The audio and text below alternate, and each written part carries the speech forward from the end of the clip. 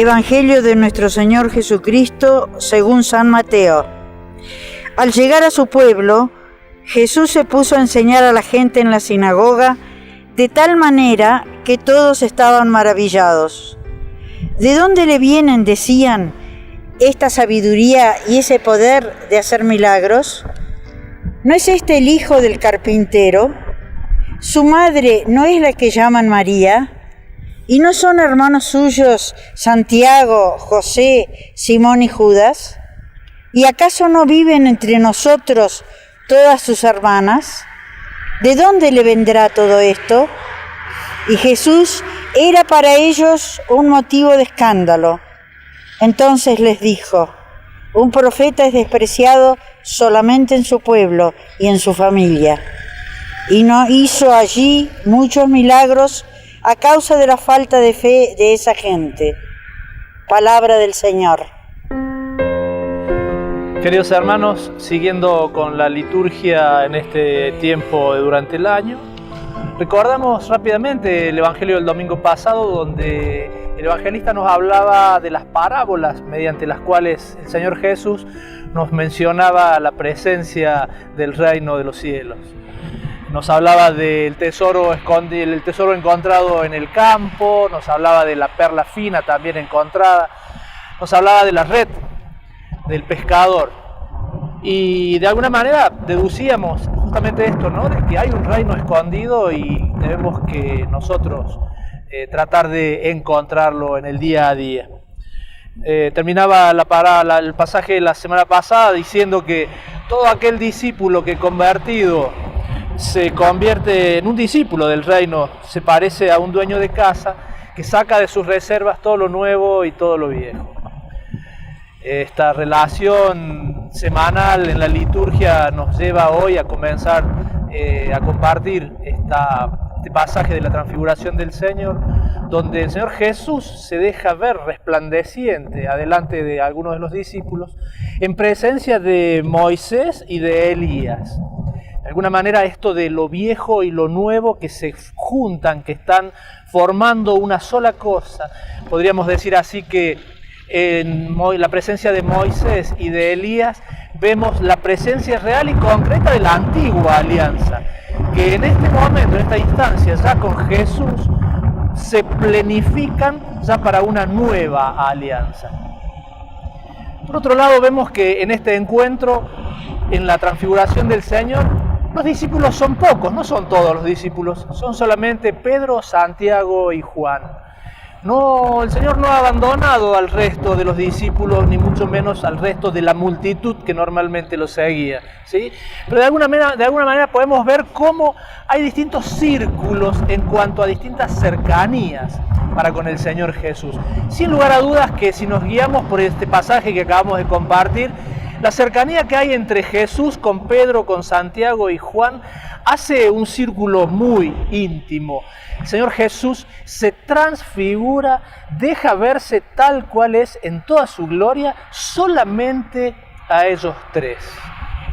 ¿Son los mejores? No, sin dudas que no lo son. Pero tienen cada uno lo suyo y fueron llamados y elegidos por el Señor. De Pedro podemos decir: Pedro, un loco arrebatado que se quería llevar el mundo por delante, pero a la hora de dar realmente la presencia, un poco como que se echaba hacia atrás, ¿no? De Santiago y de Juan podemos ver también en algunos otros pasajes situaciones como de cierta ambición, ¿no? Cuando la madre de Santiago y Juan le pide al Señor un lugar especial para ellos, ¿no? De alguna manera poder ver en ellos una realidad humana muy concreta, ¿no? Sus luces, por supuesto, sus sombras, también sus debilidades, sus propias miserias humanas, como cualquiera de nosotros, ¿no? Pero justamente lo que llama la atención es que el Señor Jesús, con nuestras propias sombras, nuestras propias miserias, nuestras propias realidades, nos invita a formar parte de ese círculo íntimo, porque Él también quiere transfigurarse y mostrarnos su gloria a todos y cada uno de nosotros. Esa transfiguración que deja entrever la gloria del reino de Dios en la presencia de estos discípulos, ¿no? Y si caminamos de adelante hacia atrás, podemos decir resurrección, podemos decir gloria, podemos decir cruz. lo caminamos al revés y podemos decir también que no hay cruz sin gloria y no hay gloria sin resurrección. ¿Quién de nosotros no carga al menos con una cruz en su propia historia de vida? Una o varias, ¿sí? Pero el Señor dice, quien quiera ser digno de mí, deberá cargar con su propia cruz y seguirme. Otra invitación que el Señor nos hace para llegar a esa gloria a la que estamos todos invitados. Y en estas relaciones nuestras, en esta vida espiritual que normalmente vamos caminando en el día a día, en la que vamos encontrándonos con ese reino presente de Dios entre nosotros, podemos encontrarnos con las tentaciones. Las tentaciones como las de los discípulos, ¿no? Que le dijeron, Señor, qué bien que estamos acá. Construyamos unas carpas para vos, para Moisés, para Elías y nos quedemos acá. Una tentación, la tentación de creérnosla, la tentación de creer que porque estamos cerca del Señor o porque ocupamos un cargo determinado, tenemos ciertas preferencias por parte del Señor. No es así. Esa es una de las grandes tentaciones, que va muy de la mano también con la tentación de sí aislarnos del resto, separarnos y olvidarnos de los demás, especialmente de aquellos que más nos necesitan. Cuando vamos caminando en nuestra espiritualidad, vamos logrando esa relación de cercanía con el Señor, sin lugar a dudas que la manifestación del Padre se da. Escuchábamos en el pasaje cuando la voz del Padre se escucha y dice, este es mi Hijo muy amado en quien tengo puesta mi predilección, escúchenlo. Esa invitación que el Dios Padre nos hace a escuchar constantemente a su Hijo. La escuchamos también en aquel momento en que Jesús fue bautizado en el Jordán por Juan, cuando el cielo se abrió y se escuchó una voz del cielo que decía, este es mi Hijo muy amado. Lo podemos relacionar también en la voz de María, cuando en las bodas de Caná dijo, hagan todo lo que Él les diga.